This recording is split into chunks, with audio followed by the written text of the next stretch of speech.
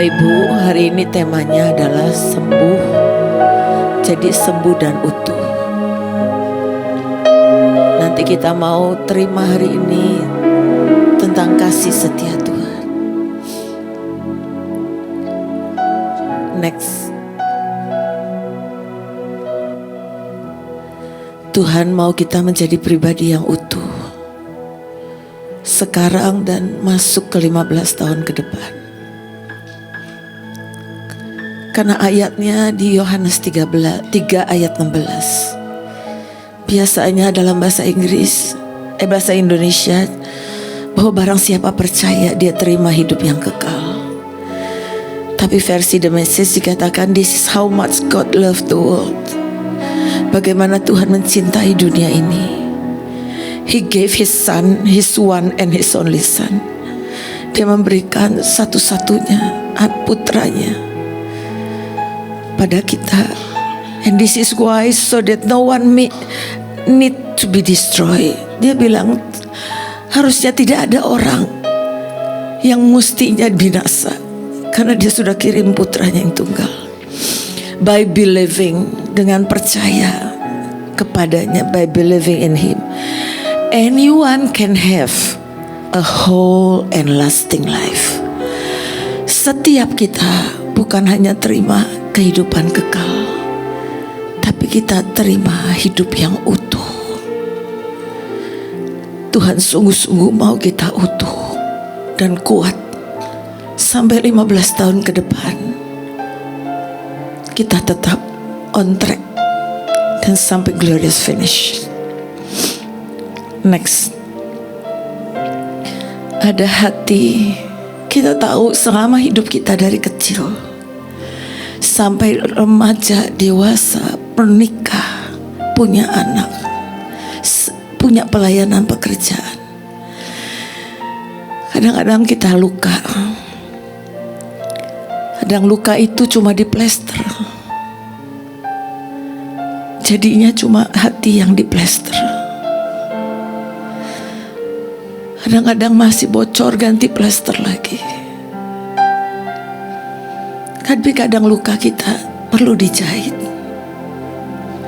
Dijahit dengan kasihnya, dijahit dengan pengampunannya. Tapi tetap hati itu tetap ada jahitannya, tidak utuh. Tapi ada hati yang luka. Dengan berjalannya waktu terus pegangan sama Tuhan. Ketika diproses, kita tidak marah atau hilang.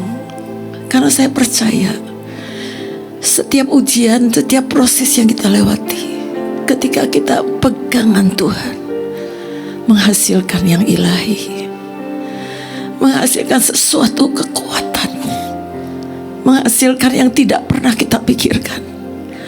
Saya bersyukur setiap kali saya ingat saat begitu saya ketemu Tuhan, saya mulai proses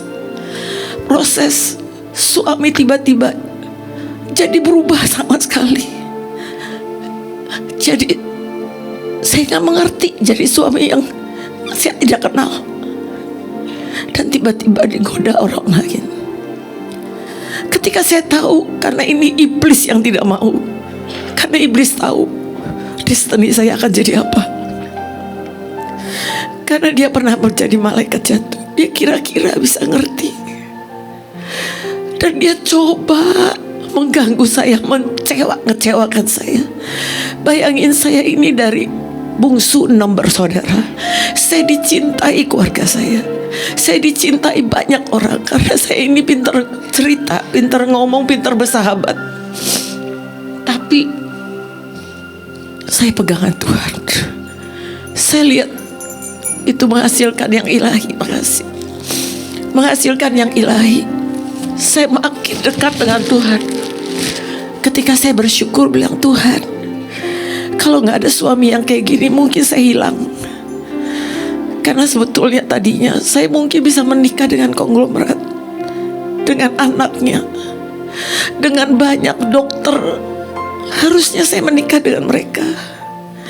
Tapi kenapa Tuhan izinkan? Itu yang terbaik untuk mengasah saya menjadi manusia utuh.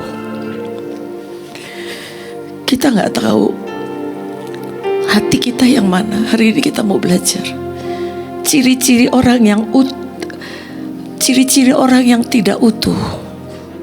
Ciri-ciri orang yang tidak utuh itu, Bapak Ibu, pertama, kita mudah sekali putus asa, mudah sekali tertolak, mudah sekali kecewa, dikit-dikit kecewa, mudah sekali terluka, baru dimarahin terluka, baru gak diladenin terluka, mudah sekali jadi kesakitan. Kalau kita gak buka celah, roh kesakitan itu tidak akan masuk, tidak akan bisa mendekat. Tapi orang yang tidak utuh itu mudah sekali kepahitan, mudah sekali merasa korban, merasa selalu jadi korban, dan sering merasa sepi. Saya ingat, siapa di sini banyak yang belum menikah. Jangan sampai kalau Sabtu malam sepi gitu, rasanya kenapa ya nggak ada pacar, kenapa nggak ada yang nemenin ya. Harusnya kita ini nggak boleh sepi. Kalau kita utuh dengan Tuhan. Nah, ini banyak yang senyum-senyum sepi nih. Kalau Sabtu tuh rasa sepi, sendirian nggak ngapa-ngapain. Yang utuh tuh nggak akan sepi. Saya itu bersyukur, saya di rumah kadang-kadang sendiri.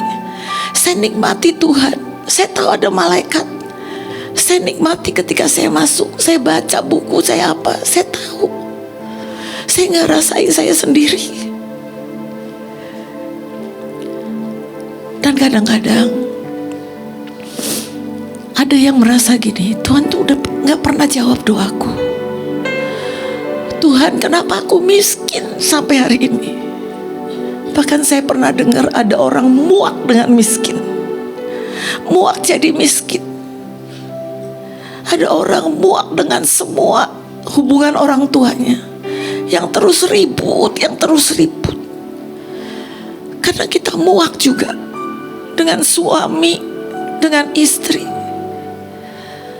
Kita gak ngerti. Kemarin ada yang konseling dengan saya, 18 tahun, capek katanya. Setelah saya dengerin, dia pakai egonya jalan. Dia bilang suaminya, kamu gak mau ngertiin aku. Dia bilang anaknya, kalian gak ngerti mama rasa apa. Sampai anaknya ninggalin dia, tinggal di tempat lain. Saya bilang, Tuhan, kalau begini engkau tidak jadi saksi. Saya cerita, saya bilang gak bisa. Kamu baca 1 Petrus 3, bagaimana suami dan bisa bertobat karena kelakuan istrinya, bukan karena perkataan. Kita ini harus pegangan Tuhan supaya kita utuh. Capek kalau pakai kekuatan sendiri. Saya bilang gak heran kalau 18 tahun capek, gak menghasilkan apa-apa. Terus ada yang dicintai aja merasa tidak dicintai, merasa Tuhan itu cinta sama cuma yang lain kok, yang duduk di depan. Tuhan gak pernah mencintai aku. Orang-orang sekitar mencintai kita, kita bilang enggak kok, dia mengambil manfaat dari aku. Padahal dicintai. Gak mengerti bagaimana dicintai. Orang yang tidak utuh juga sering sangat khawatir, tidak aman, apapun jadi membuat dia membuat khawatir terus sangat sulit mendengar suara Tuhan karena hatinya bergemuruh. Suara bisingan banyak banget dengar, tidak bisa dengar suara Tuhan. Sering rasa minder, gak ada apa-apanya, aku ini kecil, aku gak bisa apa-apa. Padahal Tuhan kasih talenta, tapi dia gak lihat itu. Dia maunya seperti yang lain. Dan kadang-kadang tidak percaya diri. Dan ada orang-orang yang misalnya begini ya, pengen diperlakukan spesial. Di grup misalnya pemimpin bilang gini, nanti tolong ya pada sempet datang ya hari Sabtu sore, saya mau adakan syukur, ucapan syukur. Dia nggak datang, kata dia gini, enggak, pemimpin nggak ngomong kok sama aku, dia nggak ngundang aku kok. Loh, kan di grup sudah dibilang kalau bisa nanti sore tolong ke rumah ya, kita mau ucapan syukur. Dia merasa gini, kalau nggak dia ngomongin langsung, saya nggak diajak. Nah ini orang-orang nggak utuh, orang-orang yang selalu merasa korban. Padahal kita ini punya otoritas. Apapun kita bisa mengatakan pada Tuhan, mengatakan pada iblis, selesai ngeganggu aku. Kita bisa pakai firman, kita bisa pakai penyembahan. Gejala-gejala luka apa? Orang kalau punya gejala luka itu susah berdoa. Ada yang orang bilang udah sembuh, saya suruh doa susah banget. Saya suruh berendam susah banget. Mesti saya kejar-kejar, ayo rendaman, ayo rendaman. Yang kedua, susah menyembah. Rasanya tuh berat gitu. Mungkin dulu pernah bisa menyembah, susah menyembah. Terus selalu kayak ada masalah tuh, gak punya kekuatan deklarasi, gak punya kekuatan mengatakan pada iblis, minggir lu. Gak punya kekuatan. Itu gejala orang luka. Terus kalau orang luka, percaya deh, meragukan Tuhan dan meragukan pemimpin. Apapun dipertanyakan, kenapa bisa begitu? Kalau orang utuh, dia bisa gini, oh pasti karena pemimpin memutuskan dia naik dulu karena sesuatu. Ada sesuatu dalam dirinya yang kita gak pernah tahu. Saya sering banget kalau lihat orang lagi dipakai Tuhan, sekalipun semua orang bilang dia tuh biasa aja ya, saya bilang, Tuhan bukakan padaku bahwa aku percaya pasti ada sesuatu, bukan karena kesalahan pemimpin memutuskan, pasti ada sesuatu. Dan tiba-tiba saya bisa ngobrol sama orang ini. Dan begitu saya ngobrol sama orang ini, saya kekagum-kagum gini. Wow, orang tuh gak tahu ya betapa engkau melewati, pengabdianmu itu luar biasa. Kalau orang utuh, siapapun nyakitin, kita pikir dulu, kenapa ya? Kenapa tiba-tiba dia berubah? Kenapa tiba-tiba dia ngomong begitu? Tapi kalau gak utuh, langsung sakit. Gejala luka juga sulit percaya. Kita boleh setiap Senin, Sabtu datang, setiap firman yang dikasih, kita bilang bukan buat aku, bukan buat aku, itu buat yang lain. Gejala luka ini biasanya gini ya, kita luka itu normal, tapi kalau kita biarkan jadi luka permanen. Nah, luka permanen ini yang bahaya kalau udah jadi borok nantinya. Takut. Kalau punya gejala luka, punya banyak takut. Kadang takut datang ke Tuhan, takut datang ke pemimpin. 1 Yohanes 4 ayat 18 saya bacakan aja. Di dalam kasih tidak ada ketakutan. Kasih yang sempurna melenyapkan ketakutan. Sebab ketakutan mengandung hukuman, dan barang siapa takut, ia tidak sempurna di dalam kasih. Orang yang utuh harusnya kita gak takut, karena Tuhan tidak pernah kasih ketakutan. Kasih yang sempurna tidak ada ketakutan. Takut gagal, takut ditolak, takut gak bisa, takut apa macam-macam takut. Kita ini pernah luka. Orang gak utuh pertama trauma, kita mesti beresin trauma. Kedua mungkin masa kecil, inner child yang saya pernah cerita. Banyak orang tahu punya inner child tapi tidak deal with it. Tapi terutama luka. Bapak Ibu, tadi lagi kami nyembah jam 3 pagi. Saya menyampiri sana, dan Tuhan kasih saya firman. Hari ini Tuhan mau dari Yuk next. Matius 14 ayat 35 sampai 36. Tuhan katakan ketika Yesus dikenal oleh orang-orang di tempat itu, mereka memberitahukannya ke seluruh daerah itu. Maka semua orang yang sakit dibawa kepadanya. Mereka memohon supaya diperkenankan menjamah jubahnya. Dan semua orang yang menjamahnya menjadi sembuh. Bapak Ibu, saya pernah diceritakan sama Tuhan tentang ini.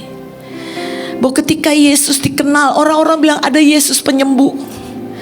Ada Yesus penyembuh. Datang ke Mahanaim. Di sini banyak yang ajaib. Datang semua. Tapi cuma datang. Gak rasa apa-apa, datang. Datang aja, tahu akan ada hal-hal yang dibagikan. Kami mau. Tapi yang terutama yang Tuhan katakan, ketika 36 mereka memohon supaya diperkenankan menjamah-jamah jubahnya. Gak sampai dia cuma memohon, dia langsung buru-buru gini, Tuhan, buat aku bisa menjamah jubahmu saja. Mau engkau duduk di ujung sana, aku katakan Tuhan, asal aku bisa menjamah jubahmu, menjamah yang ilahi, menjamah kuasa kesembuhan.